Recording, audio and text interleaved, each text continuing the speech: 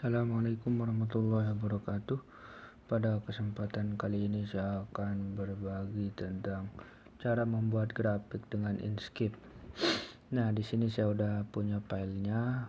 Kebetulan grafik yang akan kita buat seperti ini. Caranya drag saja seperti ini. Nah, setelah di drag, grafik yang akan kita buat kira-kira seperti ini. Nah, pertama Ctrl Shift D untuk dokumen ya. Terus ini rectangular grid. Terus pilih 50 spacing X-nya dan spacing Y-nya 50. Nah, akan terlihat seperti di layar di kanvasnya. Nah, kita tutup dulu. Terus kita buat nomornya dulu. Nah, ini saya sengaja Ctrl D terus Shift panah kanan gitu. Ctrl D Shift panah kanan berulang. Terus ini tinggal ganti-ganti saja value-nya. Oke, diganti dengan ya 3, 2. Nah, supaya tidak terlalu lelah untuk shift tanda panah ya satu-satu, saya perkirakan 7-nya di mana titik 7-nya, sehingga ini dihitung simetris nanti. Jarak yang antara bilangan ini simetris gitu. Kita lihat saja. Terus saya blok semuanya dulu. Terus Ctrl Shift A untuk align. Nah, pilih yang bagian itu. Nah, ini kan udah sama jaraknya, tapi belum terlalu tepat, saya rapiin sedikit. Nah, kalau udah rapi begini, nah, saya lanjut saja untuk angka berikutnya. Ctrl D untuk duplikat ya. Ini saya geser dulu. Terus Ctrl D, geser dengan Shift panah kiri tadi. Terus saya ganti value-nya. Nah, dirapiin lagi. Nah, gunakan metode yang tadi lagi. Nah, ini saya ulang. Nah, kira-kira nanti seperti ini. Setelah itu tinggal yang sumbu Y-nya ya, angka untuk sumbu Y-nya. Tapi saya buat untuk sumbu X dulu. Dan garis untuk sumbu Y, kira-kira saja.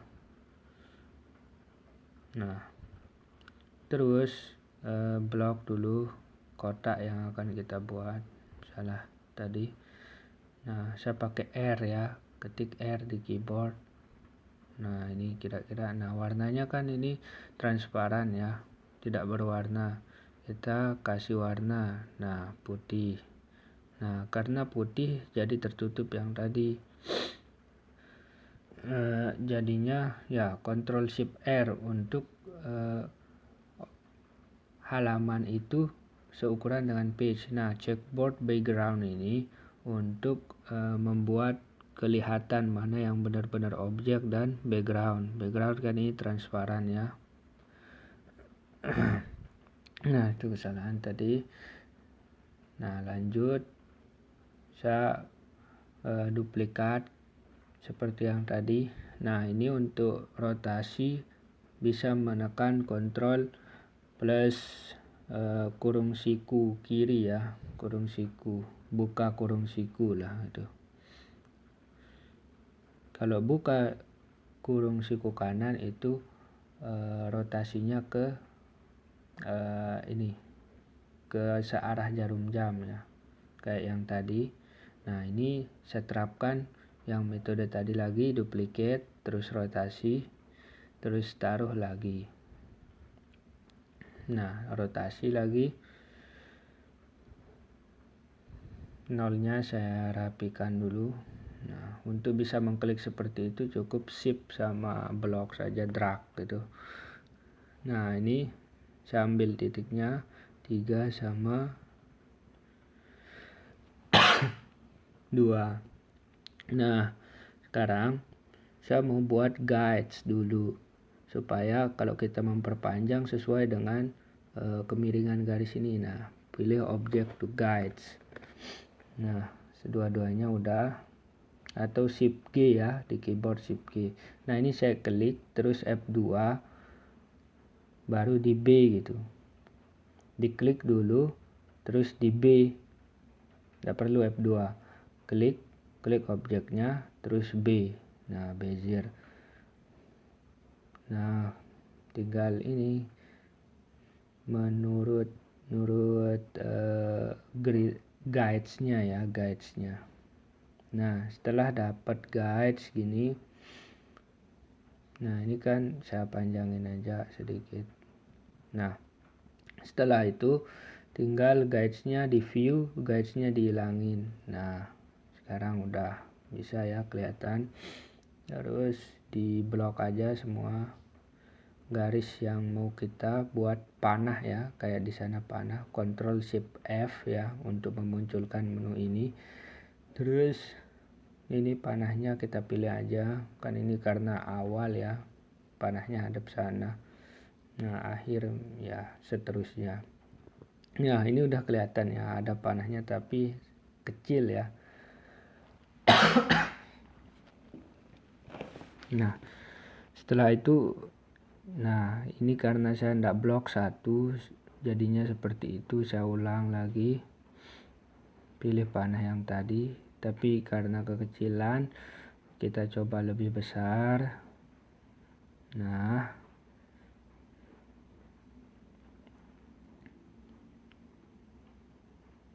setelah itu kita lihat lagi, oh lumayan tapi garisnya kurang tebal. Nah, di sini kita ganti PX. Terus kalau gelap ini nggak apa-apa, kita pilih 2 pixel aja. Nah, kemudian dilihat. Nah, mungkin sekarang panahnya jadi lebih besar ya. Tuh, 3 juga enggak. Nah, 2,5 lah. Panahnya dikecilin dulu. Nah, kayaknya lebih bagus ya. Nah, sekarang buat lingkaran. Caranya ketik E ya di keyboard. Nah, itu lepas yang tadi guidesnya, snapnya yang pojok kiri atas. Nah, ini saya warnai. Ingat, segitiganya harus sambil tahan kontrol supaya segitiga sempurna. Nah, ini saya onin lagi. Nah, snapnya. Nah, ini kan gak snap. Oh, jadinya harus yang pilih tengah. Nah, tengah dari objek, senternya. Nah, ulangi tahap itu di garis-garis titik-titik lainnya. Nah, sekarang tinggal penamaan. Saya copy aja dari sini biar hurufnya sama besar. Ini 6,6 ya. Nah, selanjutnya penamaan yang lain dilanjutkan aja. Ctrl D terus pindah. Nah, ini X, Y. Terus ini saya copy untuk penamaan. Lagi copy, rapikan. Nah,